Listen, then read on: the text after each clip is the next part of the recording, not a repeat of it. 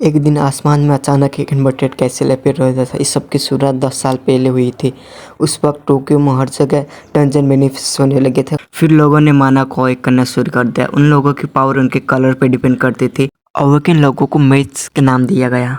एक match simply एक colour के साथ अवेक करता है, बट बहुत रेयर केसेस में वो डुअल कलर के साथ भी अवेक होता है। और उसका एग्जाम्पल है मेरा यंगर ब्रदर, वो रेड एंड ब्लू कलर के साथ अवेक हुआ था। अभी तक के जो बातें थी हमारा मेन कैरेक्टर हमको बता रहा था, स्टोरी नरेट कर रहा था। अब हमें स्टोरी में दिखाया जाता है कि एमसी का भाई एक मोस्ट के सामने खड़ा आता है और उसके साथ लड़ाई कर रहा होता है।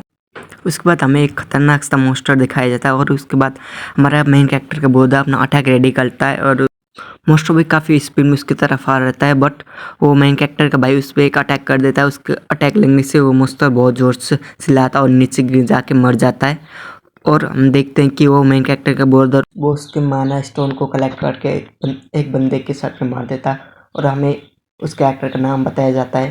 उसका नाम होता है कुरोसाकी काई। उसका निक नेम होता है पल्पर किंग। इसके बाद हमें इस बंदे का दिखाया जाता है, ये होता है हमारा मेन कैरेक्टर। उसका नाम होता है कुरोसाकी राई और वो सोच रहा होता है मैं इस दुनिया में क्यों पैदा हुआ, मेरा जैसा एक कलरलेस बंदा यहाँ क्या कर रहा है। जहाँ सब लोग कोई ना कोई कलर के माना के साथ अवेक हुए हैं, वहीं पे मैं कलरलेस हूँ और मैं यहाँ अपने भाई के पार्टी में आया हूँ कि इस उम्मीद में कि मैं ई रैंकर हूँ या किसी पे अवेक हो जाऊँ। और हमें और दो बंदों की तरह सीन शिफ्ट होता है और वो कह रहते हैं एक बड़े से दरवाजे के आगे खड़े हो गए, ये बॉस रूम में हाँ हो सकता है। उसके बाद वो सब लोग उस बड़े से डोर ओपन करके बॉस के रूम को वहाँ जा रहे थे और वो चलते कहते हैं बॉस कौन होगा। हमें वहाँ के बॉस को दिखाया जाता है जिसका नाम क्रोनोस होता है और वो God of time and space होता है।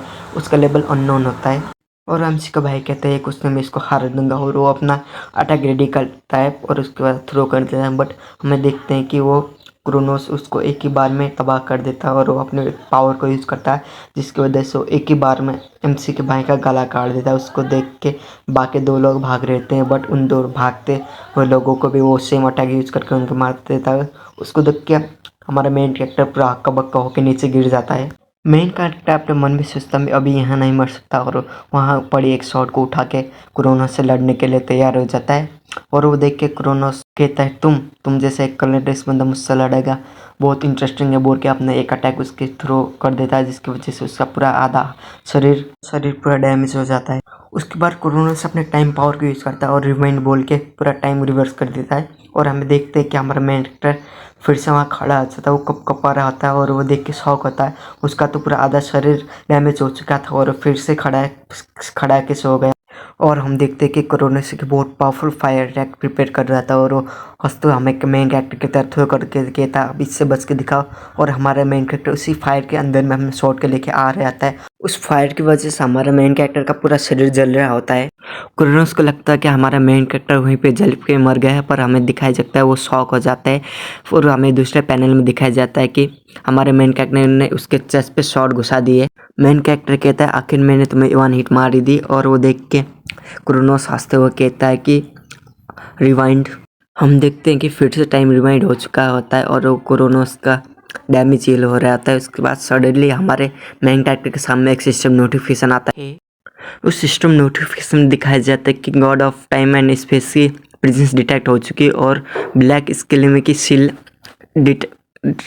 टूट जाती है। और हम देखते हैं कि हमारे मेन कैरेक्टर के पास एक स्किल आ चुकी है, इसका नाम होता है स्किल्ड।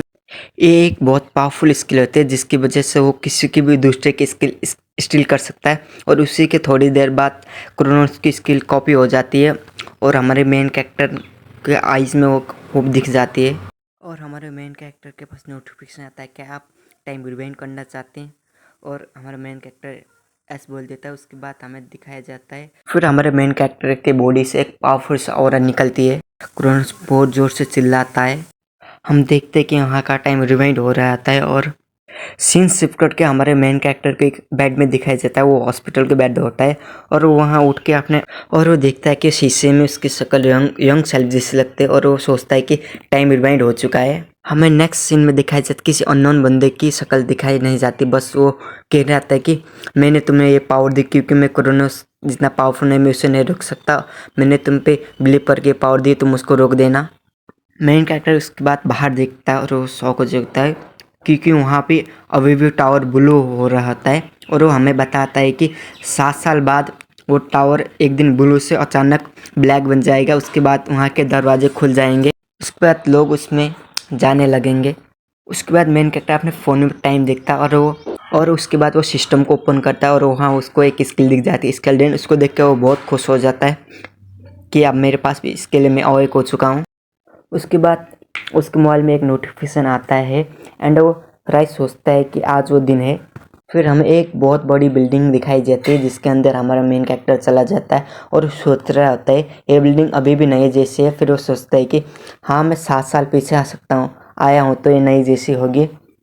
रहे अपने थिंकिंग में होता है कि उसके बाद उसके भाई के पार्टी के दोस्त उसके पास आके बोलते हैं क्या फिर से एग्ज़ाम देने आ गया, कितनी बार देगा तो फेल हो जाएगा, तो जैसा करियरलेस बंदा कुछ नहीं कर सकता। वो सोचता है हाँ ये बात तो सही कह रहे, मैंने पास में भी बहुत बार एग्जाम ट्राई दिया था पर कभी भी पास नहीं था, बस इस बार रिजल्ट अलग होगा सोच के वो उन दोनों को छोड़ के दूसरी तरफ चला जाता है। नेक्स्ट सीन में हमें एक लड़के एग्जामिनर का सीन दिखाया जाता है, उसके हेयर बिली होते हैं और उसका नाम हमें बताया जाता है हिनाता रियाना और उसका लेवल 47 होता है। फिर वो हमारा मेन कैरेक्टर भी उसके पास आ जाता है और वो लड़की हिनाता कहती कि तुम फिर से आ गए, अगर तुमने ये नहीं छोड़ा तुम एक दिन फिक्स मरने वाले हो। मेन कैरेक्टर कहता है नहीं कुछ नहीं होगा। उसके बाद वो दोनों डंजन के पास चले जाते हैं। हमारा मेन कैरेक्टर डंजन के अंदर जाते हुए सोच रहा होता है ये डंजर सिर्फ लो लेवल का होना चाहिए, पर मेरे पास लाइफ की नॉलेज के से मुझे पता है इसमें एक पावरफुल सा मॉन्स्टर गॉब्लिन मॉन्स्टर निकलेगा, उसका नाम रेड कैप है। मेरी पिछली लाइफ में जब मैं और एग्जामिनर के साथ इस डंजन में आए थे उसने मुझे बचाने के लिए उसके साथ लड़ाई की थी, पर वो हमारे पावर से ज़्यादा था जिसकी वजह से उस एग्जामिनर को चोट लग गई थी। मुझे प्रोटेक्ट करने के चक्कर में वो उतनी घायल हो चुकी थी, उसको अपना मैच के रूप में अपने करियर को छोड़ना पड़ा था।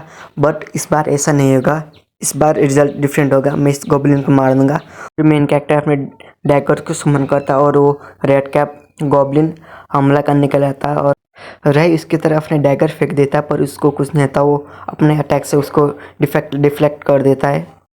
फिर रह जाके उसको पंच मारता पर उसकी पावर बहुत कम होती है इसलिए उसको कुछ नहीं था। वो देख कर गॉब्लिन हंसते हुए उस पर अटैक कर जाता है, तभी उसके पास सिस्टम नोटिफिकेशन था है बॉडी इन्हेंसमेंट स्किल कॉपी नहीं स्टिल हो चुकी है और तुम्हारी फिजिकल स्टैट इंप्रूव हो रही है। फिर हमें दिखाई जाता है कि गॉब्लिन फील करता है कि इसकी पावर अचानक गायब हो चुकी है और हमें गॉब्लिन की तरफ सीधा एक स्लैश दिखाया जाता है जिसकी वजह से वो आप में से कट जाता है और हमारा मेन कैरेक्टर कहता है ये गॉब्लिन बिना स्किल के एक म्यूट के पैकेज के अलावा और कुछ नहीं है।